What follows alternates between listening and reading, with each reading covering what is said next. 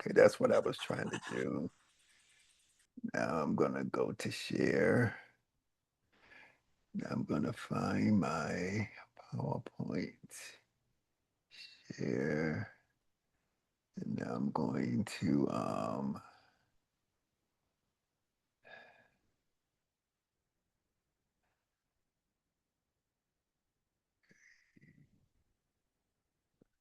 show from start. Okay, so now I think we're there. Okay, good morning, everybody.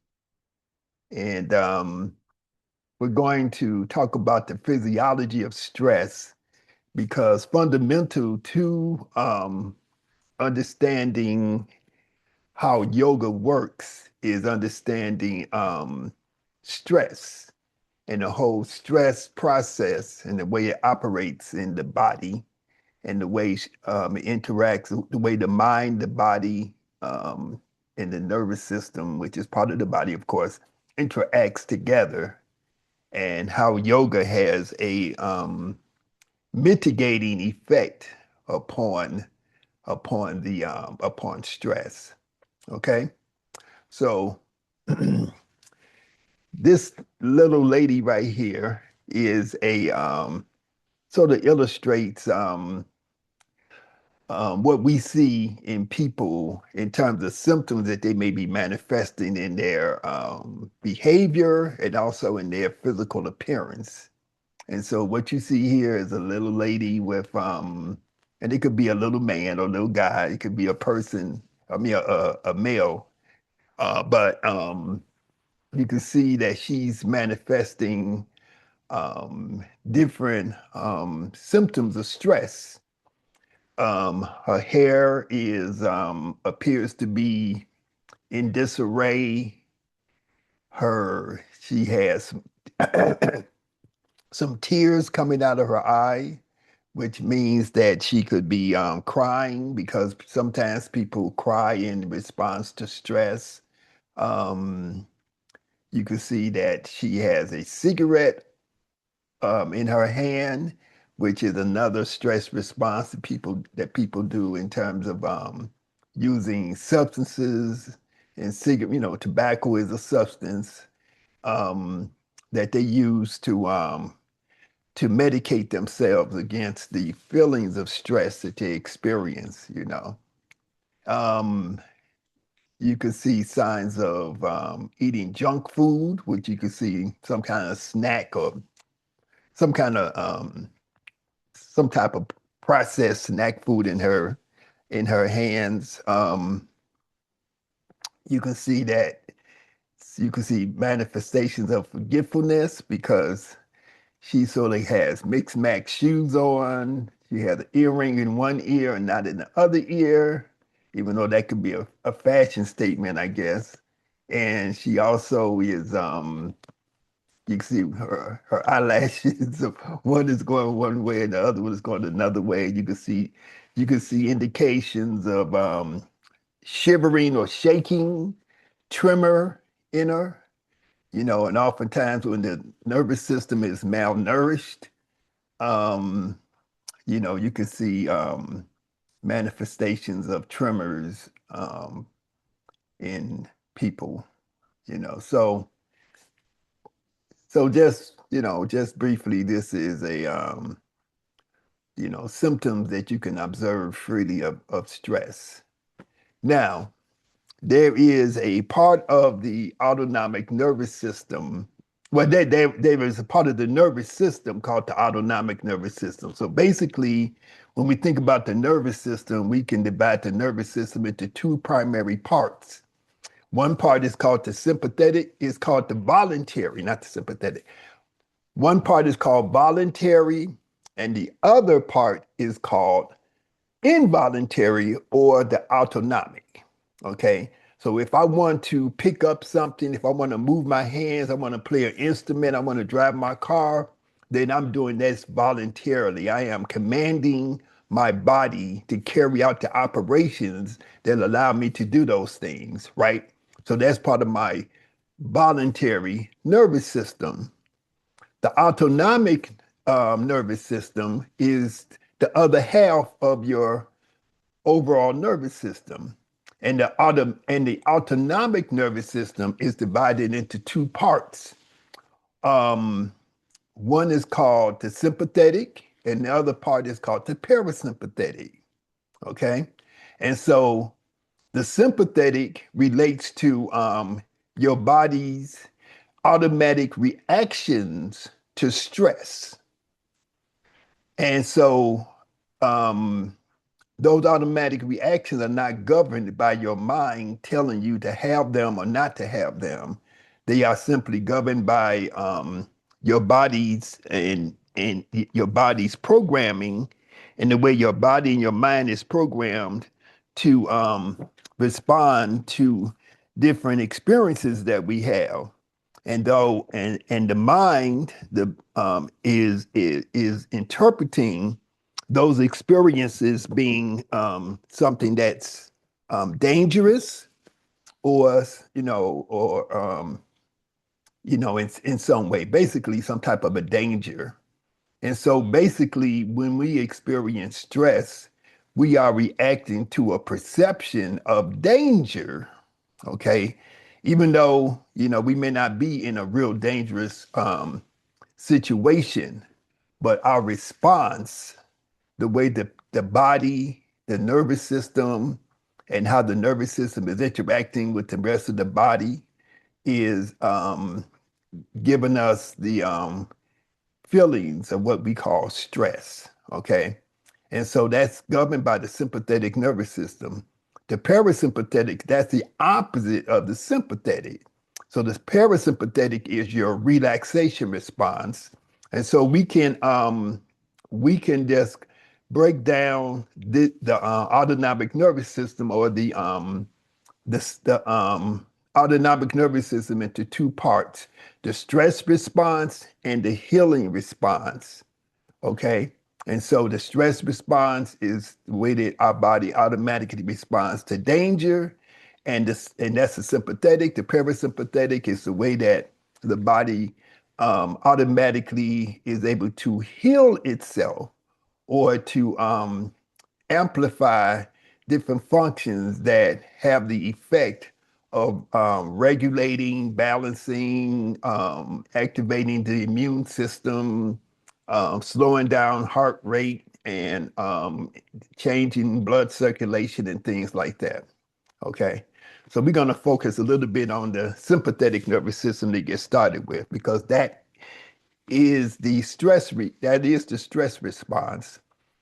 So one of the first things that happens when we experience this thing called stress is blood is redirected to the muscles and the brain, because it is more important to be alert and strong in the face of danger than to digest food.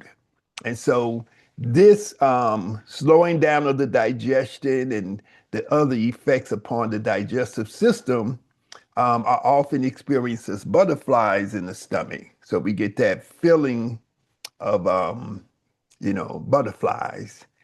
And so that's one of the things that we experience. So think about the idea that when we consume food and when we are calm or in that calm state, the body is carrying out its metabolic processes.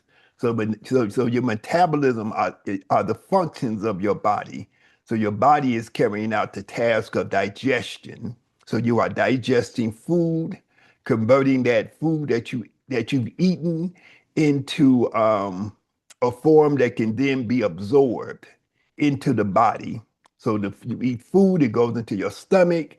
It's exposed to hydrochloric acid. The hydrochloric acid breaks it down into a liquid that then allows that liquid to flow into the small intestines. And then from the small intestines, it is processed and absorbed into your body through the little villi, which are little hair-like follicles in the small intestines. And then it is converted from that liquid within the intestines into into a form that can be absorbed into your body to manufacture your blood, to manufacture your tissues, to manufacture your organs, and the other fluids that operate within your body. Okay, so you are what you eat. Everything that you consume into your body creates everything that's part of your body, from your hair, your nails, your bones, your tissues, even the fluids that are contained within the body. Okay.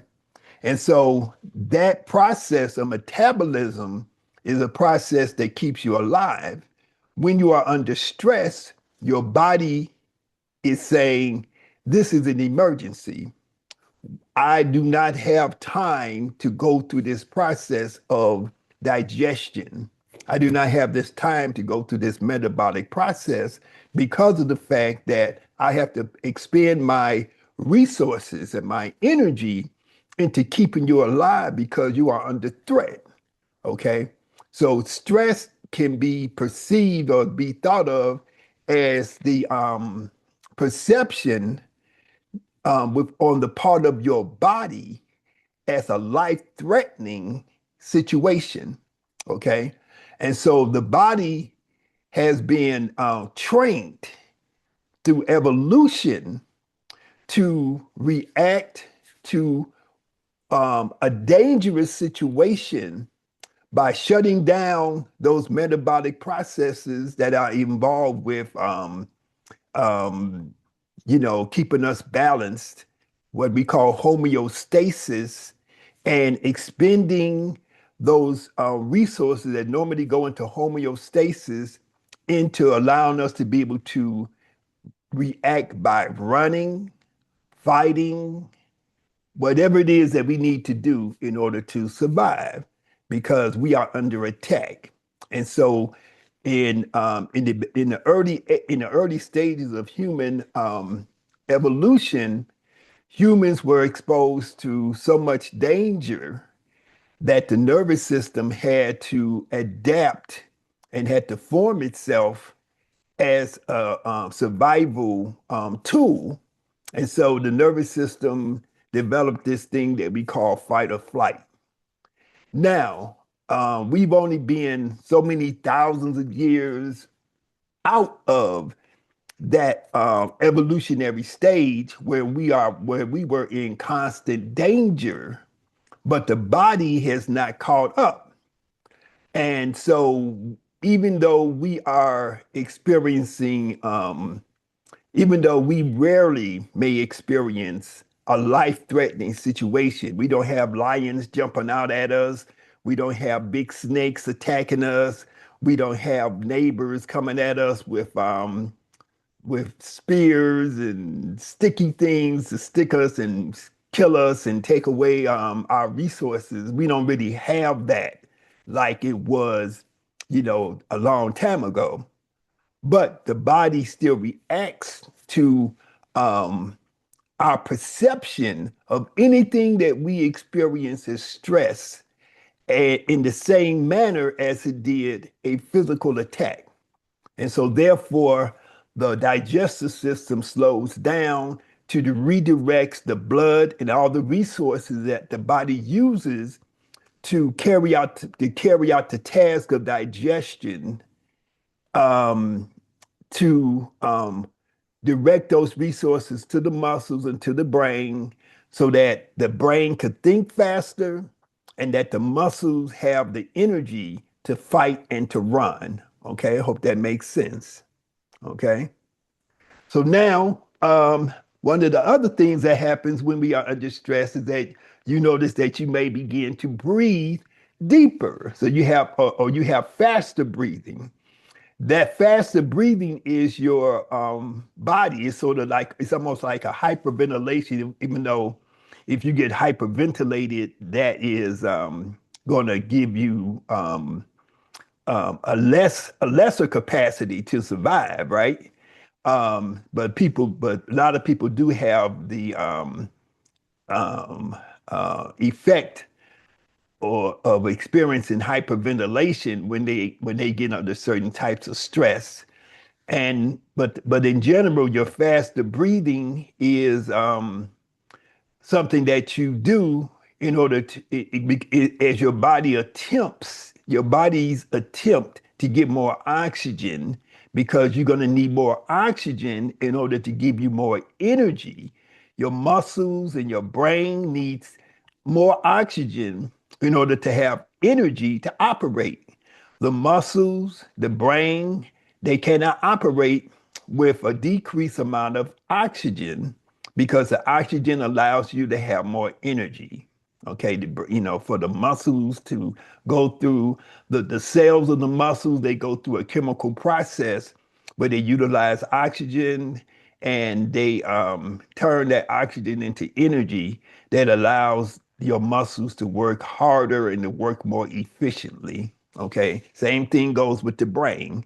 When you are under stress, time appears to slow down, okay, because you are perceiving, because when you're under stress, you want to be able to, because the stress that we have been programmed from our early stage of evolution was the stress of being attacked by another creature, right? Whether it's human or some other type of creature.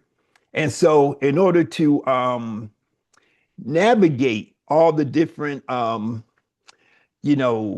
ins and outs and permutations of that attack, we have to slow down to see what's happening so that we can react more effectively. So when you are under stress, time appears to slow down. So I give you an example. One time I was in a car accident. I could see that I was driving my children to school and it was wet outside and my car began to slide. And this accident that I was in, it took a split second. But in my mind, it took about 30 seconds because I could see my car beginning to skid and the wheels not being able to make contact properly with the pavement so that I could control the car and move the car in the direction that was not danger. So I could literally see my car beginning to T-bone or ram from the side another car. I could see the front of my car beginning to hit the side of another car. It was moving towards this car. And I could see the person inside the car looking at me and in a state of fear. And that person was I could literally see that person looking at me and then sort of moving his body away from my car, away from the direction in his car that he saw my car coming from, sort of trying to remove his body away from the impact. So I saw all of this happening. And so so my car was going to hit the left side of his car, and I could see him moving to his right in order to avoid the impact, right? And so I also remember when my car hit the other car, I remember my windows blowing out because it was a pretty hard impact. So I remember some of my windows blowing out, and I remember seeing my son who was sitting in the back seat. All my kids were strapped into the car, but I remember seeing in slow motion my son's hat. He had on like a skull cap, and the impact caused his cap to fly off his head and go through the window. And I remember seeing the glass movement. I remember his hat going through the window. I remember all of this as if it was happening like in slow motion, like you're watching a movie and this is happening in slow motion. And so this feeling of slow motion, the slowing down of everything, is your nervous system's um, adaptation, your nervous system's attempt to give you a more perceptive, a greater perception and analysis of what's going on so that you can react or you can respond to the situation. Okay. So again, this ability or this phenomenon that we experience is not something that we do consciously. It is an automatic part of the nervous system that is programmed into the nervous system because of our past experiences, you know, eons ago, where we were in greater danger from physical attacks and physical threats to our well-being. Okay. So another thing that happens when we're under stress is the we have an increased heart rate because as we are breathing faster, the heart rate needs to increase in order to pump more blood and to pump more blood. This causes the blood pressure to rise. And so more blood is being pumped into the large muscles of the arms, the legs, the torso, and so on and so forth. And so this is done to help us in fighting or running. Okay, so blood moves away from the central core of the body. What do I mean by that when I say blood moves away from the central core of the body? So think about your central core as being your from your chest all the way down to your hips, where all of your internal organs are located: your lungs, your heart, your liver, your stomach, your intestines, your colon, and your spleen and pancreas, and all these different organs. They carry out all of these various metabolic processes. And so that's what we call the central core of the body. And so those functions that those internal organs are carrying out are things that are bringing you homeostasis, bringing you balance, helping to process nutrients, helping to do all the things your body needs to do in order to keep yourself alive. But in an emergency, you're not going to be, you know, your body is not doing those things. Your body is not carrying out those functions. It's just like if you was living in a area of the world where you had hurricanes every year, and a big hurricane is about to come, and you're in danger of having your house destroyed by the wind and the rain, the water damage, so on and so forth. You're not going to be in your house mopping the floors and cleaning the windows and putting up new curtains and making up the beds and stuff. You're going to be in an emergency situation. So you may nail up boards against the windows. You don't care if you put holes in the wood around the windows because you got to get those boards up quickly. So you may do a little bit of damage to the wood, but you're putting up the boards because that's going to save your house from the impact of the hurricane, right? And you're going to put your sandbags up if you need to do that. You're not worrying about the aesthetics of how this is making your home look. You're trying to, you're just trying to save your home from the damage. Okay. And so that is another thing. So that's the analogy I use to when you start thinking about, well, why is my body doing these things? So your body may sacrifice certain other things, long-term things, in order to give you a short-term benefit. You got to save yourself. Your body has to save itself from this perception that something dangerous or something harmful is going to happen. And again, this is what we think about when we think about stress. Stress is a perception. It's not real. Oftentimes, it's not real because we are perceiving. So you open up the newspaper, or you get, even better yet, you get your mail. And okay, like, let's give a real life example. Today, in the United States where we live, if you on the Affordable Care Act, or you get life insurance, or not life insurance, but health insurance, you know that because of the actions of the government and blah, blah, blah, you know that your rates are going to go up. And so some people are opening up their mail, or they going to the thing on the lap or on the website, and they're finding out that instead of paying, let's say, $700 a month, now they got to pay $4,000 a month, right? And so what is your body doing? Your heart rate is increasing, your blood pressure goes up, your body goes through the same exact machinations as if you was being chased by a Rottweiler, or a pit bull coming down the street.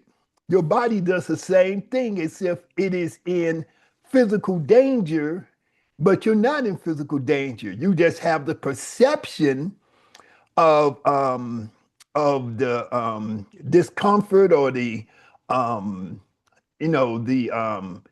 the circumstance that you're in with your insurance that's going to cause you more money, that's going to put more strain upon you because you don't have the money, or may force you to have to not go without insurance, or may affect your family, and you may have a loved one in your family who you have to care for. They need that insurance, and so on and so forth. So your body is reacting as if it's under a physical attack. Okay. And so that's what we're thinking about. We're thinking about a perception.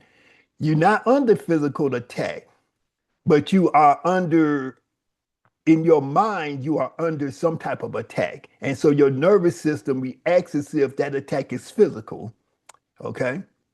And so again, so all of these different physiological reactions that we're seeing within the body are the result of a perception that we are experience in the mind. So all of these things are mental. Okay. So we get muscle tension. Muscle tension is another impact or result of stress. So muscles become tense and ready for action to get you ready to fight or run away, especially the muscles in your neck, your shoulders, and your upper back. These are called the trapezius muscles, right? The trapezius muscles begin at the base of your skull on each side, and then it's like it goes down the each side, the left and right side of your neck, and then it goes across the top of your shoulders, and then into the middle of your upper back between your shoulder blades. That is the trapezius muscle. So if you ever get a massage, or you ever feel tension, and you want somebody to come and just work right onto that area of your upper back, right in your neck and your shoulders, because that is the first place that we start to react to stress from, because we bow our shoulders. Sometimes you see people who are under so much stress, they don't even have, you can barely perceive their neck anymore because they keep their shoulders up so high. And sometimes you see people who have what they call frozen shoulder, because they're carrying so much tension in their body that the shoulders actually become immobile, and they call that frozen shoulder. Okay. So this tension, this muscle tension, is another one of the primary symptoms that we experience from the advent of stress.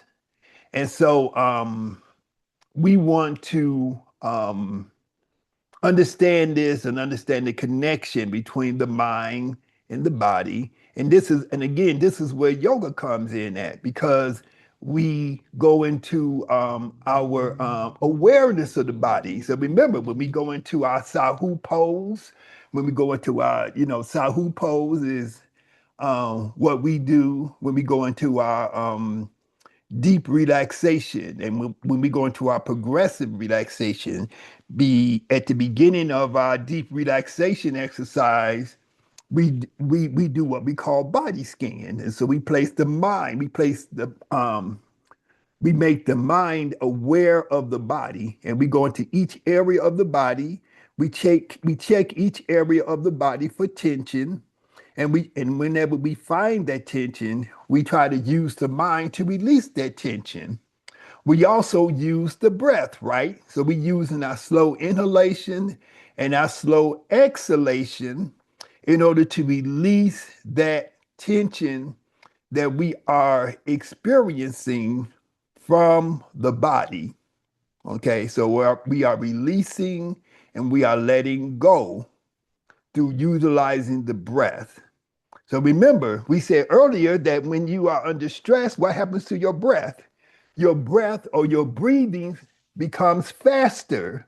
Your breathing becomes agitated. So when we practice yoga, when we practice meditation, when we practice Kemetic yoga, especially, and we're working with what we call the YogaSkills method.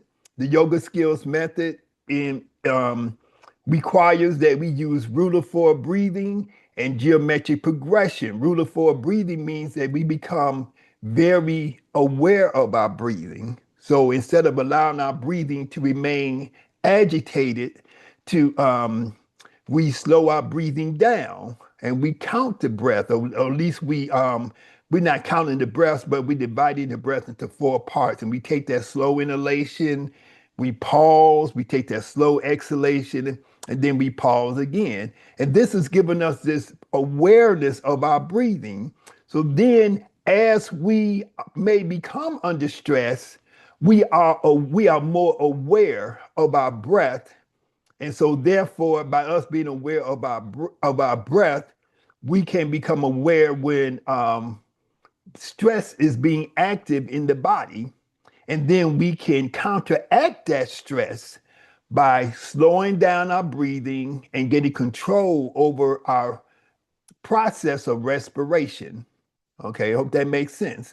So, because of the fact that the automatic stress response causes us to breathe faster by us becoming aware of our breathing at all times in our yoga practice, this is going to allow us to have greater control over our stress response, the stress reaction that the body goes through automatically, okay? Because we become stressed as a result of anger, the perception of danger, disappointment, um, ongoing negative events that's taking place in life. We become, our bodies are kind of always going through these different reactions. And, stress or this perception of stress is something that's supposed to happen and then go away after a short period of time. But think about people who have long-term stress. Think about oppressed people, people who are in very dire consequences because they have low income, because they live in dangerous neighborhoods, because they live in situations where they don't have everything that they need to have, and they're constantly looking for resources that's going to help them to survive. They have to constantly hustle. Their bills or the things that they need to keep themselves alive every day are greater than the amount of resources that they have coming in. And so these people are going to be um, having what you call chronic stress, long-term stress. And this is the stress that oppressed people, marginalized people, people who are constantly discriminated against, um, are going to have. Okay, and so when we are working with people who come from these marginalized communities, whether they're marginalized because of economic displacement, they live in the ghetto, they live in these undervalued type of communities, whether they come from a community or where they are looked down upon because of their sexual orientation, because of their skin color, their religion, their ethnicity, whatever it is, right? Their lifestyle, whatever that lifestyle is, these people can often have this ongoing type of stress. And so this is why yoga is going to help. This is why, and when I say yoga, I'm talking about not just doing movements and postures, but understanding the role of controlled deep breathing, that rule of four breathing. There's a reason why we have the techniques that we have. There's a reason why we emphasize the breath so much. There's a reason why we emphasize rule of four breathing and along with the geometric progression, because we are actively trying to counteract those negative effects of stress, and we are actively trying to train our respiratory system to be in control and to deactivate those automatic stress reactions that the body and the mind is going through. Okay. And so another thing that can happen as a consequence of stress is that um, um, um, you have a greater chance of blood clots. And so you don't have to go through a lot of thinking to know how dangerous blood clots can be, because you have to have blood circulation. A blood clot in the brain, in the within the blood vessels of the brain, can cause a stroke, which in turn can cause paralysis or death. Right? A blood clot in that's moving through the um, arteries or the vessels to the heart can cause heart attack and cause death, right? And so when you are under stress, why would stress lead you to have a greater chance of blood clots? Because your body is anticipating when you experience stress, your body anticipates that it may get injured, you may get cut, you may experience blunt force trauma. And so one of the things that your body does in order to protect itself when you get cut or when you get injured is that it tries to clot the blood in order to stop the loss of blood. So the purpose of a blood clot, or the purpose of blood having the ability to clot in general, is in order to stop the bleeding, because the loss of blood is going to lead to damage, or it can lead to death. And so you have to stop the blood. And so your body has the intelligence to say, oh, my host, the body itself is experiencing stress. The mind is experiencing stress. And so your body says, oh, stress alert. So one of the things that it's going to go through, in addition to all the other things we talked about previously, is that it's going to release the chemical agents into the body that causes the blood to clot. Okay? And so if you are experiencing stress like now and then, it's very infrequent that you may experience stress, then your body is not going to, that's not going to bother your body. But if you're experiencing stress every day, you have a chronic, continuous stress that you experience, and you always have these butterflies in your stomach, you always have this tension in your muscles, your body is continuously releasing these clotting agents into your bloodstream, telling your blood to create clots, right? And so that can lead to the creation of blood clots that can be dangerous enough to kill you.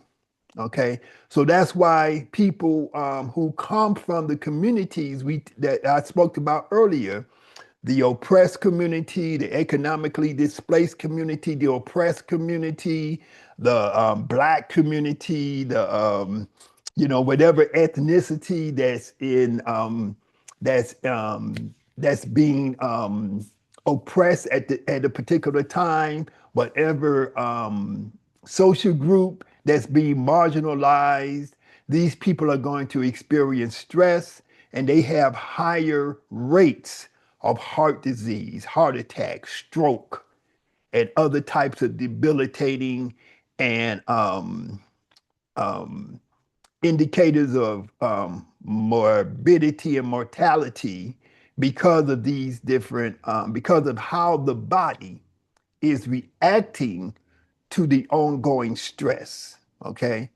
So as we find communities in the world, whether they are in America, where we are experiencing things because of the race, but no matter where you are in the world, if you are part of a marginalized, oppressed community, you're going to find that there's higher rates of heart disease, stroke, cancer, diabetes, and these other types of debilitating conditions because of the onslaught of this ongoing stress. Okay. And so another thing that happens when we get under stress is that we get increased perspiration. So perspiration is the way that human beings cool their body. If you see a dog doesn't have any sweat glands. And so a dog is going to pant, right? In order to cause the body to cool down. So you see a dog and the dog's been running for a long time or something like that. The dog is, when you hear a dog doing that panting sound, that is your dog's automatic reaction to whatever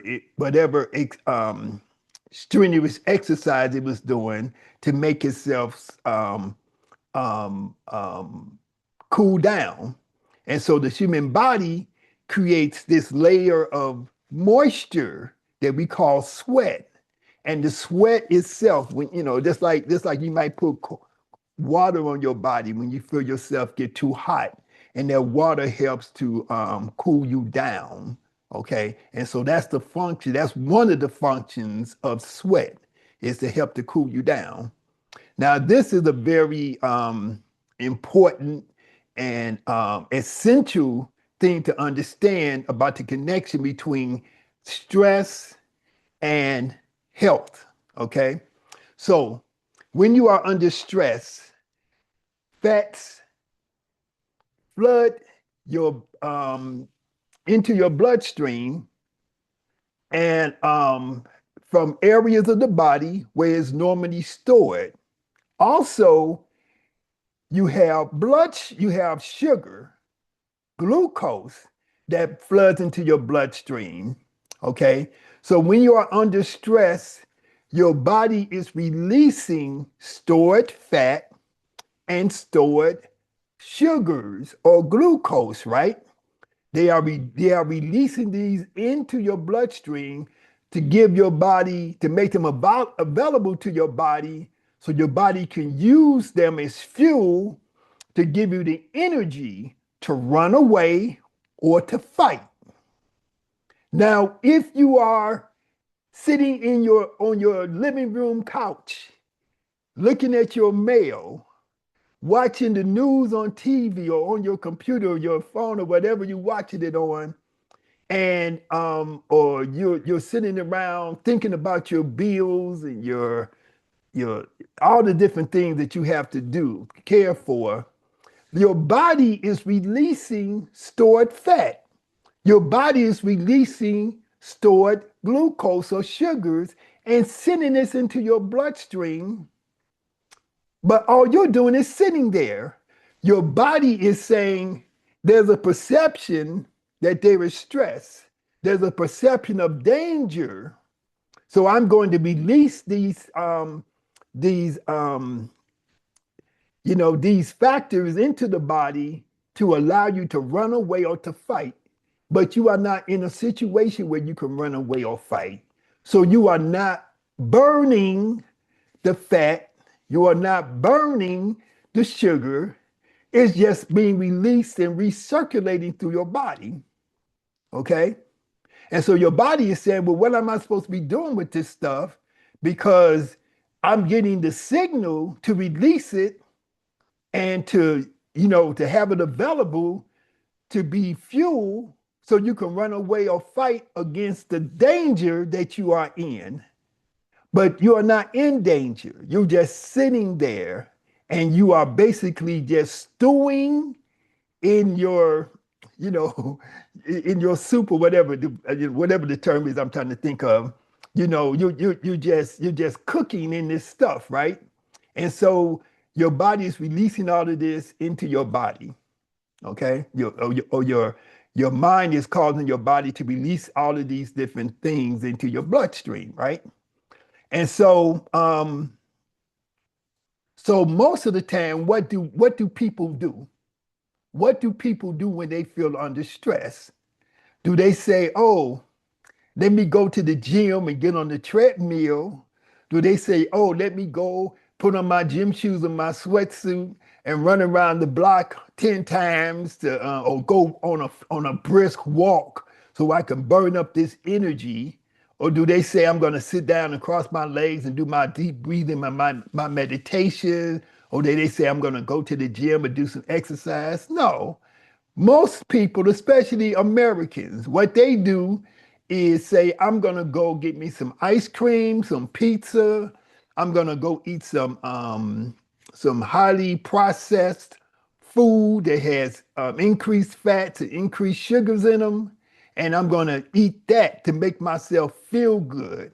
I'm gonna go and get me a beer. I'm gonna go get some wine. I'm gonna go smoke a joint. I'm gonna smoke a cigarette. I'm gonna eat some popcorn and some potato chips and some flaming red hots and all that kind of stuff.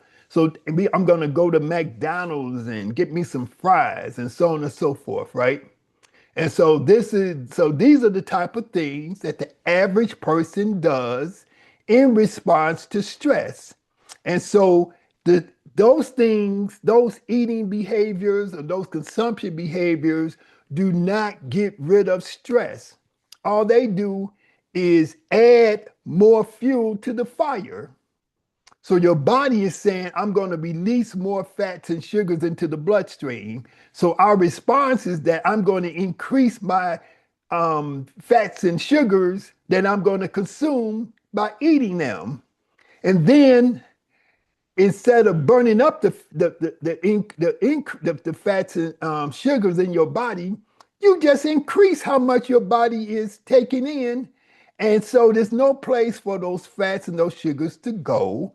And so therefore we just continuously, number one, gain weight.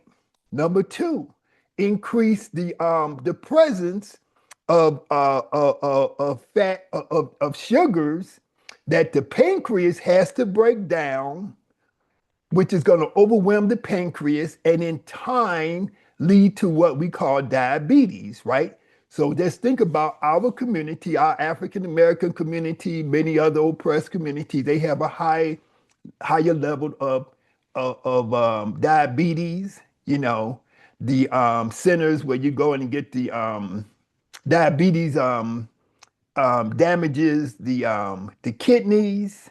And so you look in our community, you see all of these places where you have people go for dialysis and all that kind of stuff, because in those communities is where people have the highest amounts of stress, so they have the highest amount of damage to the pancreas, so they have highest amount of diabetes, and they have highest amount of damage to the kidneys and also to the liver, which is going to cause them to have to have at least according to those people in control of that industry, cause them to have to go and have dialysis. And we have a lot of other um, um, autoimmune system diseases like lupus. Lupus is an autoimmune system disease that damages the liver.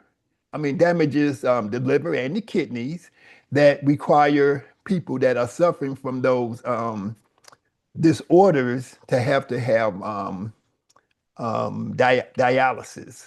as the kidneys get to a certain level. Some people have to have kidney transplant, but before you get a kidney transplant, you have to have dialysis and stuff like that. So the antidote to this situation is that we should have a constant exercise regimen. When I say constant, I just mean consistent.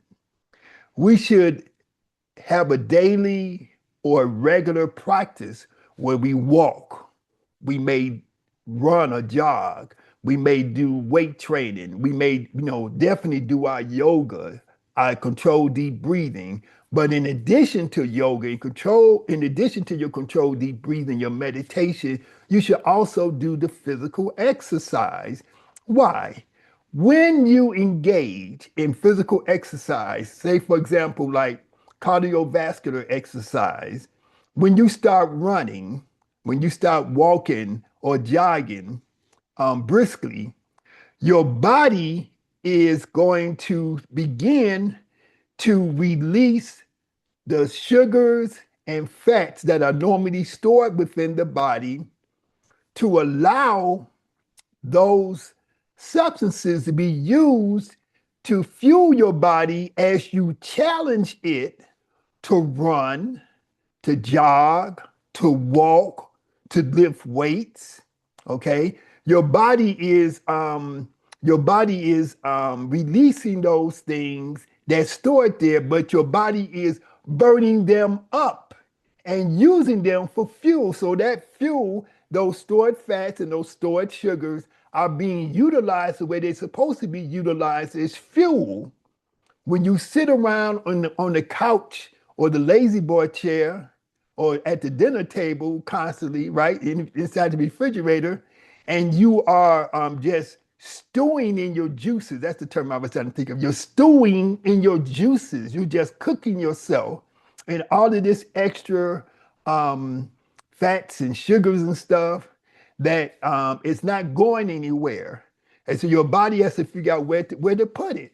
So that's why it builds up along the arteries. That's why it builds up into certain organs in the body where you get fatty liver and you get all these different things. You get the blockages in your arteries to your brain, the arteries within your heart, the arteries in even other parts of your body, you know.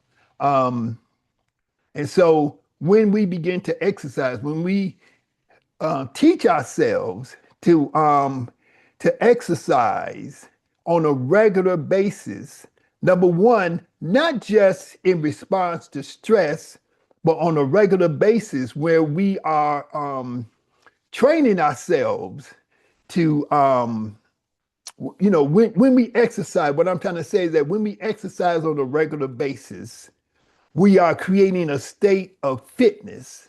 When we are fit, the body burns up excess fats and excess sugars automatically without you even having to go exercise at that particular time.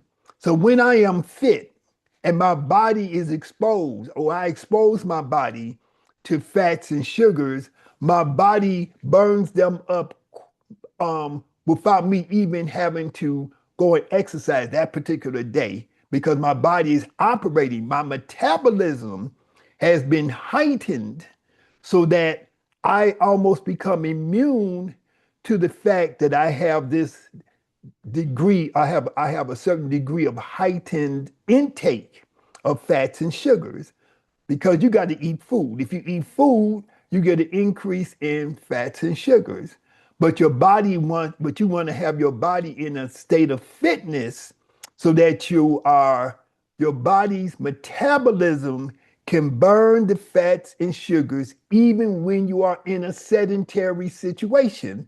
If you are unfit and you are sedentary, whatever you consume into your body is just going to build up and amass itself within your body as a continuous intake, a continuous configuration and build up on top of everything else that you've been consuming into your body. Okay. When you are fit, your body burns up your food that you eat. And also, when you eat the right types of foods, your body is going to burn those foods properly. Your body is going to it's much easier, and your body's going to have a much easier, much more effective time to process broccoli collard greens, kale, walnuts, pecans, um, whole grain brown rice, whole grain wheats, and stuff like that. Then some fried chicken, any type of fried animal food, any type of animal fat, any type of processed sugar, and so on and so forth. Your body's going to have a much greater ability because those foods which are natural, which are unprocessed, those foods are going to have more of the nutrients associated that they're supposed to have. Those nutrients are going to be present, and so those foods' ability to digest and be utilized and absorbed into your body is going to be greater than a processed food, than something that's dead. Okay, and I'm gonna say this: uh, a piece of dead animal. So let's think about what we call meat. We say that's a hamburger. We call that that's a steak, or that's a some chicken wing, that's some buffalo wings or whatever. We use all these words, but all it is a piece of dead flesh. It's a hunk or a piece of a dead animal. Whenever an animal dies, any type of animal, whether it's a fish, a chicken, a cow, a pig, that flesh goes into a state that we call, now I forgot my word. It goes into a state, it goes into a certain type of decay. And I'm spacing on the word right now. But there's a type of decay that fish or that animal goes through, which is different than what happens to a vegetable food. If you get some carrots and you put them in your refrigerator and you forget about them for, let's say, 2 or 3 weeks, when you go back and look at the carrots, they have sprouts growing off of them. If you leave a piece of meat in your refrigerator for 2 or 3 weeks, it's going to decay in such a way that all of the different bacteria and metabolic processes that meat is going to go through in order to break it down, nature is trying to break that meat down to get rid of it. So it's going to attract certain types of bacteria is going to form, certain types of other things are going to form in it. Wish I could think of that word. Anyway, those chemical processes are going to take place in that animal food that is going to be poisonous to the human body. And the difference between a human body and the body of an animal or creature that's designed to digest meat is very different. When you have a carnivorous animal, you can take a dog, a cat, a lion, a tiger, any type of animal whose primary source of food is other animals. That animal has a very short digestive system, and it has a much more powerful type of digestive juice, digestive acid than what humans have. And so those animals processes that animal. So those animals, like a carnivorous animal, it can kill and eat a certain animal, consume that meat, and it digests it very quickly. And then it eliminates it quickly. So within 6 hours after that animal has eaten its prey, that other animal which is its prey, which is made out of meat, it is going to digest it and eliminate the waste from it. The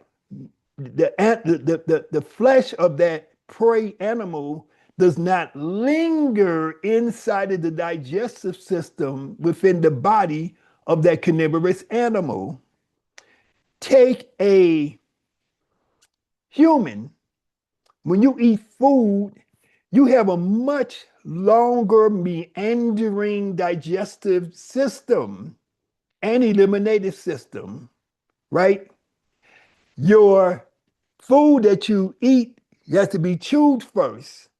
Then it goes into your stomach for a period of time of digestion. Then that digested food goes into your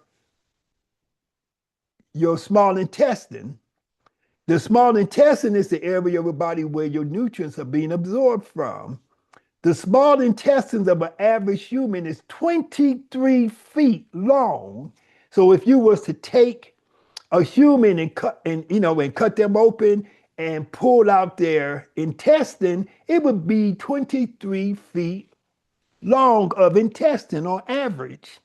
And then if you was to take out the colon, after the food is digested, the food has to go into the colon for elimination. The colon is 6 feet long. And so that's a long time. It takes at least 24 hours for your food to go through that process. If you trying to process animal food, that animal food is going through a process which is called putrefaction. That's the word I was looking for. Putrefaction. So let's think about the word putrid. Okay, that food is that animal flesh has a different chemical decomposition than vegetable matter. And so it is going to be more toxic. It is going to be more poisonous to your system. And so you're pushing that through the system of your body, and your body has to react to it. Okay. So, quick So question for you. So, you don't eat meat at all. no, How long has that been? 52 years. Oh my goodness. Okay. Yeah. And so and so and I'm not saying that a person should never eat animal products of meat. I'm not saying everybody should be like me. I'm just giving you the science, and this science is there are many long-term, what you call longitudinal studies that have been done on large populations of people about the effect of eating animal foods, right? So what I would say for the average person, or for a person who's not going to go to the levels that I've gone to, is that you create the balance, right? So, and then you've already heard, oh, you shouldn't eat a piece of meat more than the size of your fist. You should only eat meat once a meal. So you have to minimize and balance. The primary parts of your meal should be your vegetables, your grains, you know, and things like that. Not meat. Meat should not be eaten at every single meal. Okay. And when you do eat meat, you need to have your raw salad. Raw salad, like say, let's say a person is going to make a meal that contains, whether you got animal, whether you have animal food or not, your main meal, or sometime throughout the day, you should have a large salad, a big salad every day. When I say a salad, I don't mean like Jello salad, or potato salad. I mean like a green leafy salad. That green leafy salad is the difference between life and death, between health and unhealth. You have to get that green leafy salad with your spinach, your kale, not the head lettuce, not that round, you know, um, The iceberg albino, lettuce. yeah, iceberg. I call it albino lettuce. You want to get the thick, green, leafy vegetables, whether it's lettuce in that category, or your kale. You can make a raw salad out of collard greens. You can make a raw salad out of kale greens. You just have to know how to work it. Put that lemon on it and massage the lemon into it and put you some olive oil and stuff like that, a little bit of apple cider vinegar and stuff like that. Cut up your tomatoes and your onions and your green peppers and all that kind of stuff, your celery, things like that, because that is going to give your body the things that it needs. Number one, it's going to give your body the substance that it needs to create the bulk, to give you the proper bowel movement, right? That's going to help to pull out the food that you've eaten, right? To help it move through your digestive and eliminative tract. It's going to also give you the nutrients that your body needs to carry out all of its different metabolic processes.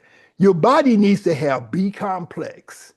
Your body needs to have vitamin C. Those two things are not stored by your body. I'm gonna do a whole piece on this before we get finished. Not today, but you have to have B complex and vitamin C, because B complex and vitamin C, these are not stored by your body.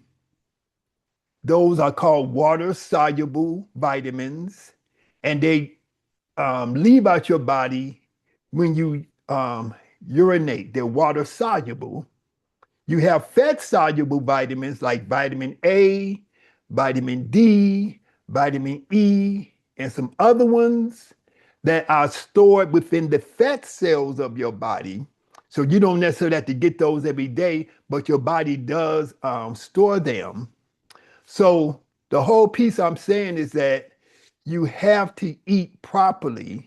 Not, you don't have to become a vegan, but you should limit the amount of animal foods that you consume. You don't need animals every day, you know. If you decide that you're going to eat animal food, you should either bake it or broil it. Fried chicken and all that. That is, if you look at Black communities and you look at the heart rate, the cancer rate, the diabetes rate, and you look at all you got to do is compare what we eat, compare that to the diseases that we have. You look at the obesity and stuff like that, and you can see that there's a direct correlation between all of those type of foods. If you're going to eat some chicken, get you some, get some chicken, bake it or broil it. You know, you don't have to have chicken that's, fried, church's chicken and all that kind of stuff. That's crazy. You know, you don't need to eat no hamburgers. You know. So anyway, but we're gonna go deeper into that. Is any other questions about that before I move on? No. You Okay. just sitting over here making me reevaluate my whole life. Well, good. That's what I'm here for. Make everybody uncomfortable. Sorry, you're doing a good job. You're doing a good job. Yeah, yeah. Well, that's my job. Okay. And so again, and this is what you have to do when you're working with your clients, right? Or you working with whoever, yourself, your family members, your clients. You have to get them to think. We have been placed in a situation where we don't think. All we do is just act. We act out of impulse. We act out of rote training. We just been trained to eat this, do that. Oh, I feel bad. Let me go eat some pizza. Let me go stuff myself with some junk food or whatever. Let me go I need a beer. I need a drink. Every time I watch TV, if I watch a movie or something, it's like the first thing people do in the movie is smoke a cigarette and go have a drink. Oh, as soon as something happened, I need a drink. Give me a drink. And you see these things constantly happening in movies all the time. This is training us to do the same thing. You know, I remember the first time I took a drink, I said, this is nasty. How come all my heroes on TV is drinking this stuff? And then when I drink it, it's horrible. You know, how come when I smoked cigarette for the first time, I damn near died? you know, but they're programming us to eat and consume stuff, even though our bodies are having negative reactions to them, we still do it because our perception is that, well, this is normal. And the fact that I can't tolerate it or my body is giving me a message to reject it is abnormal, which is crazy. Your body is telling you this is not good for you. But we are still acting as if the body is telling us this is something that's good and I should take this into it, right? And there's no reason why you should be coughing after you smoke a cigarette or why you should feel nauseous after you eat certain types of foods and stuff like that, or so on and so forth, So so anyway, so we were talking about fats and sugars. So this is it. So this is extremely important to just wrap it up. Is that the fats and sugars that your body releases its own fats and sugars when you are under stress. The last thing you want to do is go add more fats and sugars into your body when you get under stress. You want to go for a walk. You want to go run, get on your bike, do something. Go to the gym, do something, do your yoga, do your meditation, do your breathing, do anything other than just add more fats and sugars into your body in response to your body releasing more fats and sugars into it because you feel stress. So let's know and understand that whenever you feel stress, your body is releasing fats and sugars into it. And so your goal or your task or your job is to burn up those fats and sugars, or your job is to retrain your mind not to experience stress from things that you should not experience stress from. Stress is going to be the is going to come as the result of your perception that something is dangerous, that you are under physical attack. Your body recognizes stress or deals with stress as if you are under physical attack. You are not under physical attack unless you are under physical attack. So therefore, it's no reason for your body to release stored fats and sugars and for your blood pressure to rise up. Those things are false signals that's being sent to your body because we have not trained our mind to know the difference between a physical attack against it and a simple stressor. So a stressor, stress is your reaction, your body's reaction to what? A stressor. So the stressor is the phenomenon that's taking place outside of you, that you are perceiving something. That is the stressor. And so most things that we are perceiving should not cause stress, because stress is a reaction that we have to a physical threat to our well-being. Regardless of how bad things sound when you of things seen when you open your mail or you watching the news or whatever, those are not anybody about to hit you upside the head. And so therefore, there's no reason for your body to react as if you're about to get hit upside the head. Okay? So we have to know how to moderate our perceptions of the world around us. Because, when we working with clients, and we doing counseling or therapy, whatever we're doing, we're trying to help people to get balance in the way that they perceive the things around them. We're trying to help them to, you want to help people have a reality check, right? This is not, why are you getting so upset? Why are you getting so mad? Why are you abusing your kids because they do X, Y, and Z? Why did you shoot that person? Why did you stab that person? All these different things that people have as overreactions to environmental stressors. So that's what we're trying to help people get a handle on. And so also think about this in terms of food.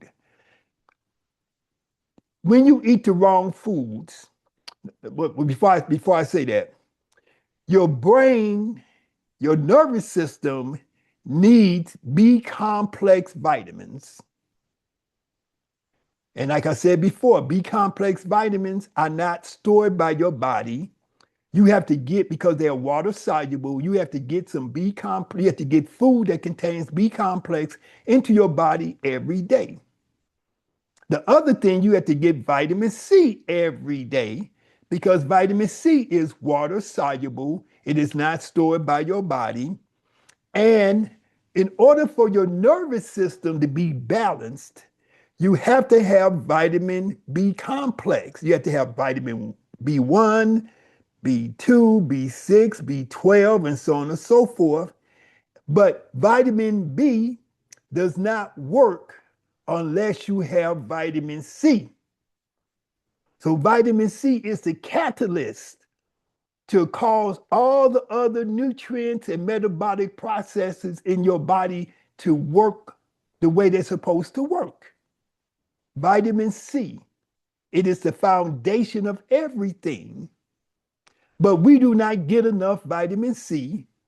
And when we drink, when we eat processed foods that have chemicals and food additives and stuff like that, when we smoke cigarettes, when we smoke weed, when we do all those different things and many more, we are destroying vitamin C and we are destroying B complex. So think about a person that's smoking crack. Think about a person that's taking heroin. Think about a person that's taking fentanyl. Think about a person that's doing methamphetamine. Think about people vaping, okay? Smoking a cigarette, eating too much sugar, and different foods that are full of preservatives and chemicals and stuff. They are destroying the body's supply of B complex and vitamin C. All of those different substances, we'll be talking about illegal drugs, or whether we talk about legal drugs, or whether we talking about foods that are when we talk about drugs that are masquerading as food.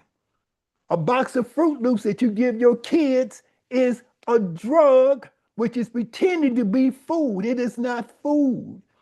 The food coloring, the sugar, the preservatives, the all the other stuff that's in there, the flavoring, all those things are drugs that are causing what do kids have? ADHD, hyperactivity, attention deficit. All of that stuff is there is a correspondence between the foods that children are eating, the foods that contain all of these different chemicals, and those different conditions that we see so prevalent in our schools, within our children, and even within our adults. When I was teaching, when I was teaching college students, I was teaching in university, every semester, every quarter, we got kids, we got we got students coming in, adults coming in, and they got ADHD and all this, they got attention deficit, they got dyslexia, they got all these different things, that have a corresponding, they have a correlation between the foods that they eat and all the substances that they're eating. Okay. So that's why we put so much emphasis on food, what you eat reasonably. Because food, think about it, food, everybody on the planet Earth, except those who are starving to death in certain places around the world, eat food. And so food, the production of food, the creation of food, the selling of food, the marketing of food, or things that are pretending to be food. What are the biggest, what are the larger industry and activity is that on the planet Earth, and in things that are pertaining to food, right? And so the prevalence of processed foods, the prevalence of the overproduction of beef, chicken, all those type of things. Where is all this beef and chicken even coming from? How do you even know that it's really coming from a real cow or a real chicken? We don't even know nothing.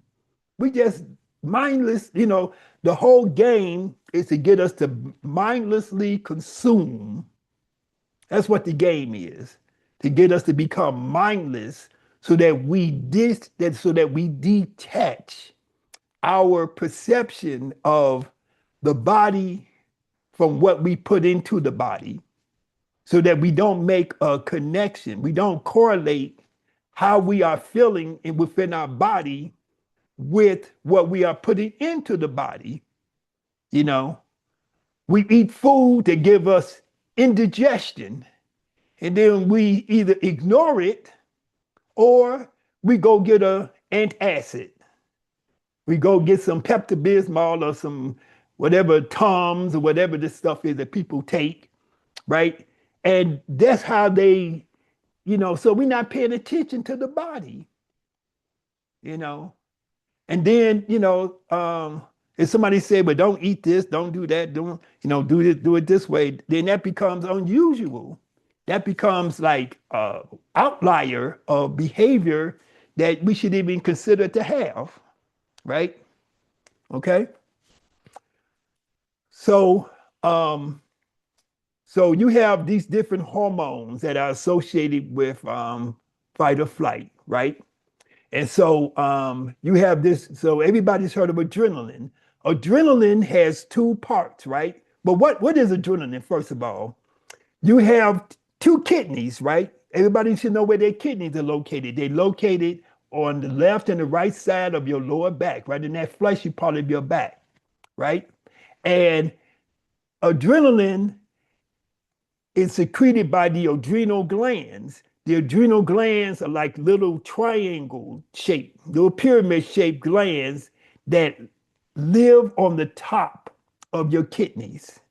Okay. And so adrenal glands secrete adrenaline. Adrenaline is a hormone. A hormone is a chemical that the body creates that sends messages. It's a fluid. It's a fluid. It's a fluid that is excreted into the bloodstream. And from the bloodstream, it sends messages to the body that tells the body to do certain things, right? It gives certain commands to the body. Your nervous system sends electrical impulses. Your your hormonal system sends chemical messengers. Okay, that's the difference between the nervous system and the hormonal system. And so adrenaline is one of your primary hormones, and it has two parts, norepinephrine and epinephrine.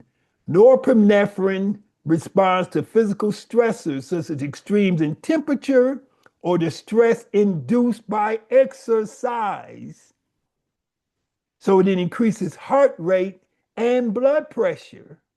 Norepinephrine increases heart rate and blood pressure, and it responds to extremes in temperature and the stress induced by exercise. So exercise itself is a type of stress. You are putting stress on your body.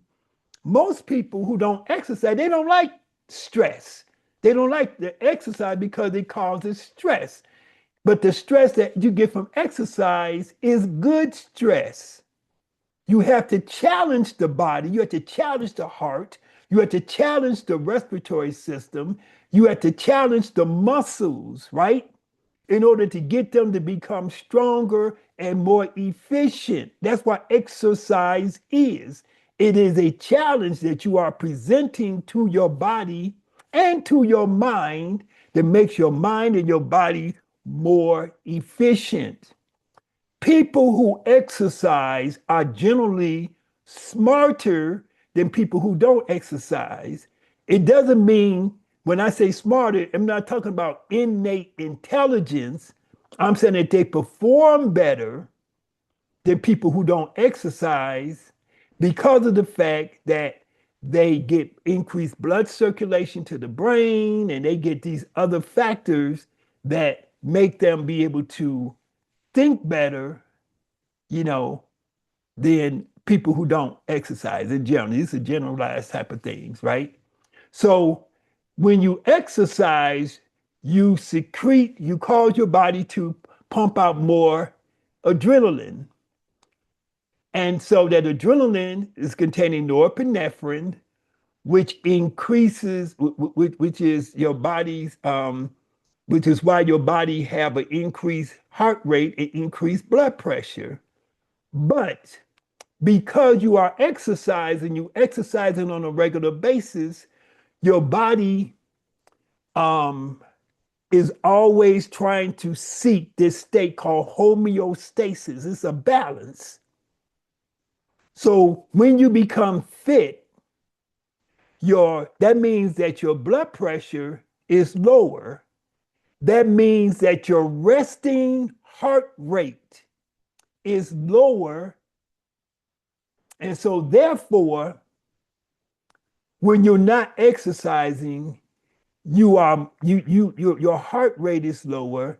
But then when you do exercise, when you do exert yourself, your heart rate is going to increase, but your heart rate does not have to increase by the same amount because you are more fit. And so you can do more exercise, but use less energy. When you are unfit, the more exercise you do, the harder it is for your on your heart. So you're gonna feel tired quicker. You're gonna feel more tired because you are unfit.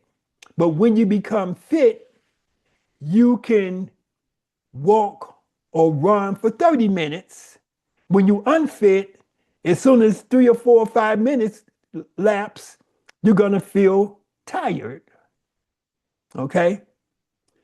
And so becoming fit is how do you retrain your body to secrete these hormones? And you have to be consistent. So therefore, if you decide that you're going to exercise, if you don't exercise, you got to start walking. You got to start doing your yoga movements and postures. You might start doing some light weight training, right? And so you increase the amount that you do over a period of time. You don't try to make yourself transform in one day or a week or a month. You don't say, "Oh, I'm going to Jamaica. I want to wear my bathing suit pretty soon and all that kind of stuff." And so therefore I'm going to rush to do something. I'm going to go on an extreme diet, or I'm going to push myself beyond what's healthy for me. You say I'm going to do things gradually, right? And you're going to say, I'm going to see where I'm at in 6 months. Give yourself a 3 to 6 month period of time to see how you respond. Increase your water intake. Remember, we should drink half our body weight in water. So in ounces of water. So if you weigh 200 pounds, you should take 100 ounces of water, not at one time, but throughout the day. Okay, so on and so forth, right? So we were just talking about norepinephrine. The other part of adrenaline is epinephrine. Epinephrine releases the stored blood sugars and prepares your body for strenuous exercise. So when you are under stress, your body releases the stored blood sugar. So your body releases adrenaline in response to the stress, to your perception. It's not really the stress. It's your perception that something is stress. It's your perception that something is bothering you that causes you to have this reaction. And so your body releases these stored blood sugars. Okay. So when you exercise, you burn up that blood sugar, right? So think about it. So think about this. When you go exercise, after about the first 3 to 5 minutes, you kind of ready to stop. You say, oh, you start feeling kind of tired. But then what happens if you keep going? You get this extra burst of energy. Why do you get that extra burst of energy? Because the fact that you started exercising is sending the message to your body that you are doing this activity. And so therefore your body saying, oh, he or she must be exercising. Let me release some blood sugar. Let me release some fats in order to allow this person to have the energy to exercise. That's the intelligence of your body. So after that first 3 to 5 minutes, you can keep going because your body has released that, right? And so because your body is releasing these stored sugars and these stored fats in order to allow you to exercise, you are becoming fit and you are also losing weight if you need to lose weight. And you're causing your muscles to become more effective in the way that your body processes nutrients and your whole metabolic process. Okay? And so you have another hormone called cortisol. I'm not gonna go into that. So think about the person who's coming from an oppressed or a marginalized community, and they have this constant ongoing stress, and they are going to have a experience of hypertension. What's the main, throughout all the literature about Black folks? Hypertension. That's the biggest thing that's happening to us. Hypertension, hypertension. Even when you start talking about people who are Black, but they come from a higher economic status, they still have higher levels of hypertension than people who have the same socioeconomic characteristics. They have higher levels of hypertension than other people from other races, even though they have the same income and social status and stuff like that, right? You look at Black women. Black women have a higher rate of child and maternal mortality and morbidity because of the stress, because of racialized stress. So we have hypertension, we have ulcers, we have diabetes, we have heart disease, cancer, and other ailments. When you had the COVID outbreak, right? Who was affected the most initially by COVID? It was Black people. The first places where I don't know about people believing all kind of different things, but the first places that they targeted with the vaccine was Black hospitals or Black communities, because those communities had the highest rate of COVID.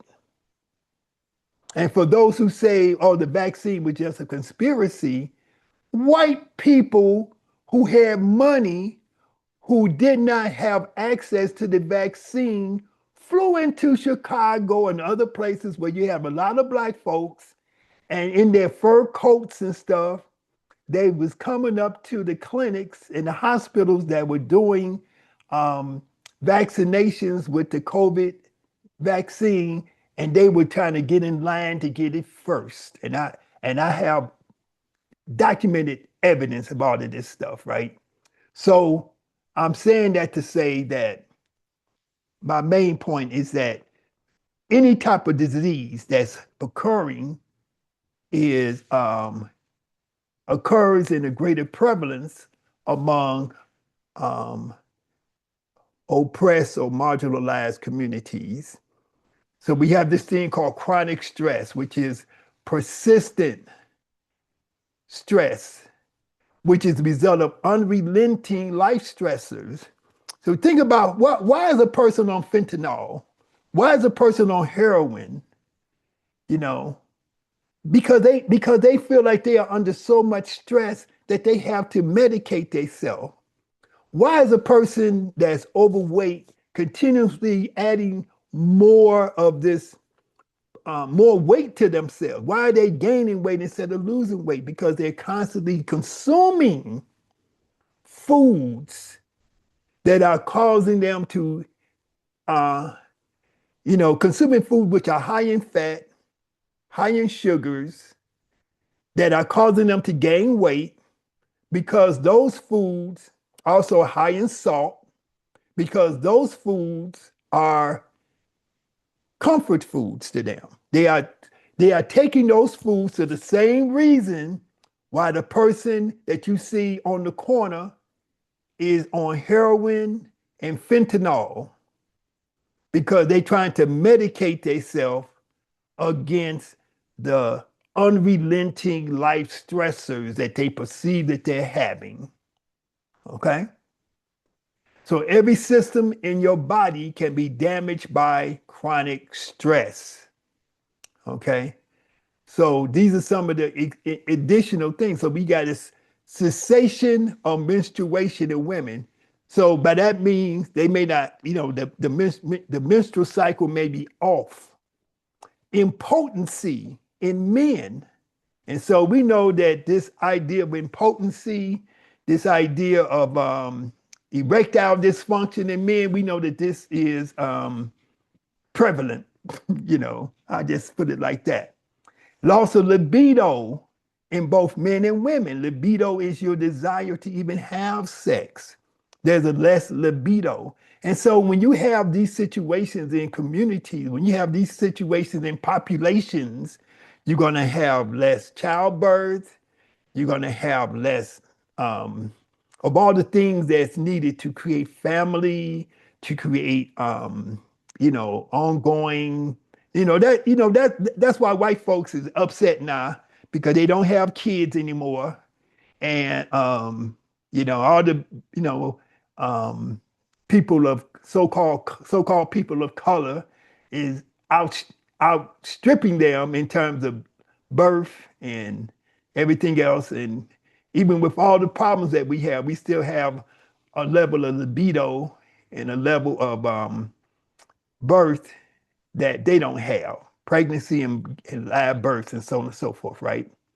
So also, because of chronic stress, you have increased symptoms of respiratory problems, and you have loss of insulin, which can result in adult onset diabetes. So adult onset diabetes, that's also called type 2 diabetes. And we know that type 2 diabetes is very prevalent in our communities. Other things that happen because of chronic stress is suspension of tissue repair and remodeling. So that means your body is not healing itself. So your body is not repairing itself when it needs to. You get decalcification of bones. So the bones are not strong like they're supposed to be because your body is not absorbing nutrients. You get osteoporosis. Osteo means bones.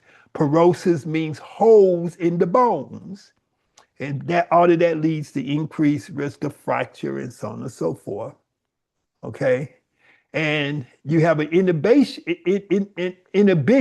of the immune system and inflammatory system, which leads to increased susceptibility to colds and flu, exacerbation of AIDS, and symptoms of HIV. Arthritis is often a autoimmune disease Chronic pain can often be an autoimmune disease. Diabetes is an autoimmune disease. There's a component. Type 1 diabetes is an autoimmune disease. Okay. So, so I don't need to go through this whole thing here because we sort of talked about how the parasympathetic works without talking about it. So the parasympathetic, that's the exact opposite of the sympathetic. So the parasympathetic performs maintenance, rebuilding, and rejuvenation of the body systems. The parasympathetic restores equilibrium and balance to the system. The parasympathetic is a self-healing aspect of the body. So again, the body has the ability to heal itself. We simply have to create the conditions by which it is able to do so. That means eating right. That means exercising. That means practicing stress management skills like your yoga, your meditation, your controlled deep breathing, and your consciousness in terms of being aware, your mindfulness, being aware and understanding the connection between how you are thinking and what else is going on. So the effects of the sympathetic of the parasympathetic nervous system, when you do all these different things, when you exercise, when you do your yoga, you do your meditation, is that you have a decreased heart rate, you have lower blood pressure, you have slowed breathing, you have less perspiration, and you have an acceleration of gastric activity for proper food digestion. Okay, activities that activate the parasympathetic nervous system. Any things that make you, I ain't gonna say anything that makes you feel good, but things that make you feel good: yoga, meditation, tai chi, prayer, music, walking along the river or the lake or the ocean, in the park, beautiful scenery, going out to the forest, surrounding yourself with beauty, putting art and things like that in your home or in your environment, stuff like that. All of these things and more activate endorphins that create a sense of wellness and control. So there are so many things that are within our perception that are simply chemicals, the presence or the absence of different chemicals. Endorphins are a chemical that make us feel good.